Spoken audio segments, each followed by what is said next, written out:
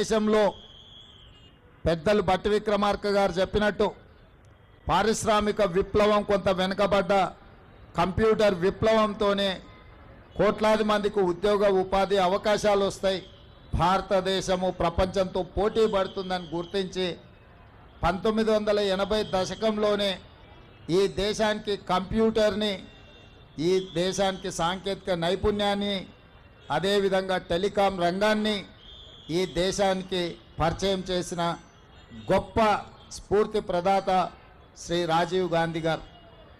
వారు ఓన్లీ టెక్నాలజీనే కాకుండా సామాజిక చైతన్యం ఉన్న స్థానిక సంస్థలలో పల్లెలే పట్టుగొమ్మలని మహాత్మా గాంధీ గారు ఏదైతే చెప్పినరో ఆ స్ఫూర్తితోని స్థానిక సంస్థలకు ప్రత్యక్షంగా కేంద్ర ప్రభుత్వం నుంచి నిధులు వచ్చే విధంగా రాజ్యాంగ సవరణ ద్వారా 73, 74 రాజ్యాంగ సవరణ ద్వారా గ్రామ పంచాయతీలకే అధికారాలను కట్టబెట్టి గ్రామాల మీద అభివృద్ధి జరిగినప్పుడే ఈ దేశం అభివృద్ధి జరుగుతుందని రాజ్యాంగ సవరణలు తీసుకురావడం ద్వారా పంచాయతీరాజ్ వ్యవస్థల్ని మరింత బలోపేతం చేసింది శ్రీ రాజీవ్ గాంధీ గారు. ఇదే కాకుండా కుటుంబంలోనే కాదు, రాజకీయాలలో స్థానిక సంస్థల్లో మహిళలకు ప్రాధాన్యం ఉండాలి, సమానమైన అవకాశాలు ఉండాలి అని చెప్పి స్థానిక సంస్థలలో మహిళలకు రిజర్వేషన్లు తీసుకొచ్చి మహిళల్ని పొలిటికల్లీ ఎంపవర్ చేసింది శ్రీ రాజీవ్ గాంధీ గారు. ఈరోజు గద్వాల విజయలక్ష్మి గారు మేయర్ అయినా, శ్రీలత గారు డిప్యూటీ మేయర్ అయినా, రాజీవ్ గాంధీ గారు రాజ్యాంగంలో తీసుకొచ్చిన మార్పుల వల్ల మహిళా రిజర్వేషన్ రావడం వల్ల ఈరోజు వాళ్ళు అధికారంలో భాగస్వాములై ఈ దేశ నిర్మాణంలో వాళ్ళు క్రియాశీలక పాత్ర పోషిస్తున్నారు. అదేవిధంగా ఈరోజు ఈ దేశం అభివృద్ధి పదం వైపు నడుస్తున్నది అని అంటే ఈ దేశం ఇంత బలంగా ఈ దేశం యొక్క సమగ్రతను కాపాడడానికి రాజీవ్ గాంధీ గారు తన ప్రాణాలను సైతం త్యాగం చేసింది. శ్రీమతి ఇందిరాగాంధీ గారు ఈ దేశ సమగ్రతను కాపాడడానికి వారు అమరులై ఈ దేశం యొక్క సమగ్రతను కాపాడారు. అదేవిధంగా పండిట్ జవహర్లాల్ నెహ్రూ గారు ఈ దేశ స్వతంత్రం కోసం 10 సంవత్సరాలు జైల్లో మగ్గి దేశానికి స్వతంత్రం తెచ్చి మొట్టమొదటి ప్రధానమంత్రిగా ఈ దేశంలో education and irrigation is our priority అని చెప్పి విద్యా యూనివర్సిటీలను తీసుకొచ్చిండ్రు, సాగునీటి ప్రాజెక్టులను కట్టి ఈ దేశాన్ని కరువు నుంచి బయటపడేసిండ్రు. అట్లాంటి వారసత్వంలో వచ్చిన రాజీవ్ గాంధీ గారు వారి సతీమణి శ్రీమతి సోనియా గాంధీ గారు ఉక్కు సంకల్పంతో 60 సంవత్సరాల తెలంగాణ ఆకాంక్షను తెలంగాణ రాష్ట్రాన్ని ఏర్పాటు చేయడం ద్వారా వారు మన కళను సాకారం చేశారు. అంత గొప్ప స్ఫూర్తి ప్రదాత అయిన తెలంగాణ రాష్ట్రాన్ని ఇచ్చిన శ్రీమతి సోనియా గాంధీ గారికి భర్త, శ్రీమతి ఇందిరాగాంధీ గారికి పుత్రుడు, పండిట్ జవహర్లాల్ నెహ్రూ గారి మనమడు, ఈ దేశ ప్రధానమంత్రి రాజీవ్ గాంధీ గారి విగ్రహాన్ని సచివాలయం ముందు పెడితే కొంతమంది సన్నాసుల విగ్రహాన్ని తొలగిస్తామని ఈరోజు మాట్లాడుతున్నారు. అధికారం పోయినా బలుపు మాత్రం తగ్గలేదు. నీ బలుపు అనగదీసే బాధ్యత ఇక్కడున్న మా కాంగ్రెస్ పార్టీ కార్యకర్తలు తీసుకుంటారని చెప్పి ఈ టీఆర్ఎస్ సన్నాసులకు నేను చెప్పదలుచుకున్నా. ఆ సన్నాసి దుఃఖం బాధ ఏందని నేను కనుక్కుంటే అక్కడ వాళ్ళ అయ్య విగ్రహం పెడదాం అనుకున్నాడట. వాళ్ళ అయ్య పోయేదెప్పుడు, వీడు పెట్టేదెప్పుడు అక్కడ విగ్రహము? ఈ దేశానికి స్వతంత్రం తెచ్చిన కుటుంబము, ఈ దేశం కోసం 2 తరాలు ప్రాణాలు ఇచ్చిన కుటుంబము, ఈ తెలంగాణ రాష్ట్రాన్ని ఏర్పాటు చేసిన కుటుంబము సచివాలయం ముందు కోట్లాది ప్రజలకు స్ఫూర్తిగా అమరవీరుల స్తూపం పక్కన ఈ దేశం కోసం అమరుడైన శ్రీ రాజీవ్ గాంధీ గారి విగ్రహం పెట్టడం సముచితం. అంతేగాని ఉద్యమం ముసుగులో తెలంగాణ రాష్ట్రాన్ని దోసుకొని వేలాది కోట్ల రూపాయలు సంపాదించుకొని వందలాది ఎకరాల ఫామ్ హౌజులు కట్టుకొని తాగుబోతు సన్నాసుల విగ్రహం ఒకవేళ సచివాలయం ముందల పెడితే ఈ పిల్లలకు ఎవరిని ఆదర్శంగా చూపిస్తారు? పొద్దున్నేస్తే రాత్రి వరకు తాగి ఫామ్ హౌస్లో పొర్లాడే కేసీఆర్ విగ్రహం ఉండాలన్నా అక్కడ సచివాలయం ముందల, లేకపోతే దేశం కోసం ప్రాణత్యాగం చేసిన రాజీవ్ గాంధీ విగ్రహం ఉండాలన్నా తెలంగాణ సమాజం ఆలోచన చేయాలి. నిన్నటికి నిన్న సన్నాసి రాజీవ్ గాంధీ విగ్రహం తొలగిస్తే మేము అధికారులకు వస్తే అని అంటుండు. నేను ఒక్క మాట చెప్పదలుచుకున్నా. ఇక నాకు మంచి మాటలు రావు కానీ ఒక్క మాట అయితే చెప్పదలుచుకున్నా. ఎవడైనా శాతనైతే వచ్చి రాజీవ్ గాంధీ విగ్రహం మీద చేయి పెట్టండి బిడ్డ, చెప్పు దిగకపోతే చూస్తా నేను. నీ అయ్యా విగ్రహం కోసం దేశం కోసం ప్రాణాలు ఇచ్చిన రాజీవ్ గాంధీ విగ్రహాన్ని తీస్తావా నువ్వు? నీకు అధికారం అనేది కళలో మాట, కళలో కూడా నీకు అధికారం రాదు. అసెంబ్లీ ఎన్నికల్లో 39 సీట్లు ఇస్తే పార్లమెంట్లో వస్తే 7 సీట్లలో డిపాజిట్ పోయింది, 15 సీట్లలో థర్డ్ ప్లేస్లో వచ్చిన సన్నాసి నీ పార్టీ మళ్ళీ అధికారంలోకి వస్తుందా? నీవు మళ్ళీ రాజీవ్ గాంధీ విగ్రహాన్ని తీస్తా అని మాట్లాడతావా? చింతమడక పోతావు బిడ్డ, నువ్వు అనుకుంటున్నా ఈ చింతపండు అవుతుంది అక్కడికి గిన వస్తే. ఆయనకి ఇప్పుడు తెలంగాణ తల్లి గుర్తొచ్చింది. ఇన్ని రోజులు గాడిదలను కాసినవా? 10 సంవత్సరాలు తెలంగాణ తల్లి విగ్రహం పెట్టాలని సన్నాసి తెలంగాణ గురించి మాట్లాడే నైతిక హక్కు నీకెక్కడదని నేను అడగదలుచుకున్నా. అందుకే పెద్దలు బట్టి విక్రమార్క గారి అనుమతితోని డిసెంబర్ 9, 2024 నాడు సచివాలయం లోపలనే తెలంగాణ తల్లి విగ్రహం పెట్టే బాధ్యత మేము తీసుకుంటాం. డిసెంబర్ 9, 2009 నాడు యూపీఏ చైర్పర్సన్ శ్రీమతి సోనియా గాంధీ గారి నాయకత్వంలో ఈ దేశ ప్రధానమంత్రి మన్మోహన్ సింగ్ గారి క్యాబినెట్ మంత్రివర్గం శ్రీ చిదంబరం గారు తెలంగాణ రాష్ట్ర ఏర్పాటు ప్రకటనను డిసెంబర్ 9 నాడు ప్రకటించారు. ఇదే కాకుండా మన నాయకురాలు శ్రీమతి సోనియా గాంధీ గారి జన్మదినం కూడా డిసెంబర్ 9. ఖచ్చితంగా తెలంగాణ తల్లి విగ్రహం సచివాలయం బయట కాదు, సచివాలయం లోపల తెలంగాణ తల్లి విగ్రహాన్ని ప్రతిష్ఠించే బాధ్యత నేను మా మిత్రుడు బట్టి విక్రమార్క గారు తీసుకుంటాం. హైదరాబాద్ నగరంలో మా హనుమంతన నాయకత్వంలో ఈ కార్యక్రమాన్ని చేపడతాం.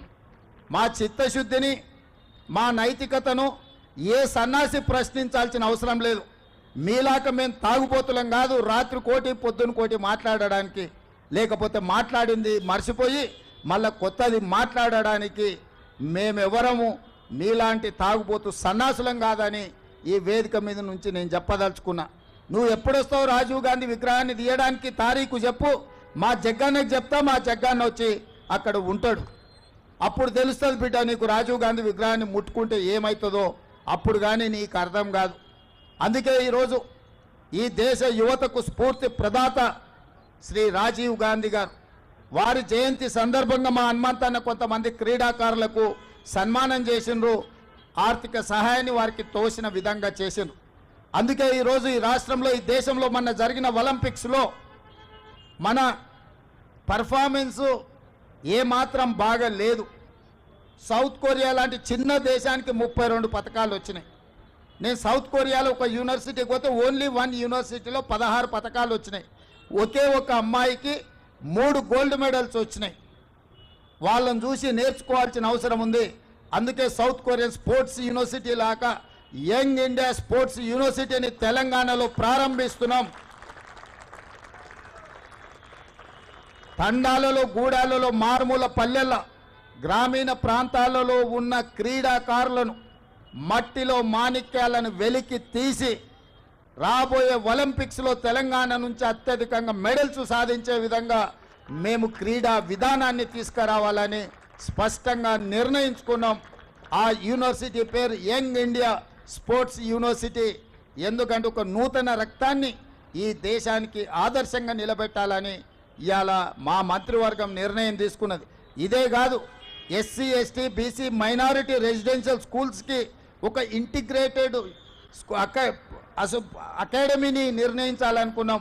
ఆ ఇంటిగ్రేటెడ్ అకాడమీలకు కూడా యంగ్ ఇండియా రెసిడెన్షియల్ అకాడమీ అని చెప్పి మేము పేర్లు పెట్టాలని ఇవాళ మేము నిర్ణయం తీసుకున్నాం.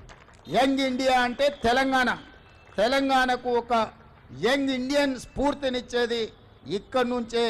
కాబట్టి తెలంగాణ నుంచి ఈ యంగ్ ఇండియా అనే పదము 1920 నుంచి 1931 వరకు మహాత్మా గాంధీ గారు స్వతంత్ర పోరాటంలో ఒక పత్రిక నడిపినారు. ఆ పత్రిక పేరు యంగ్ ఇండియా.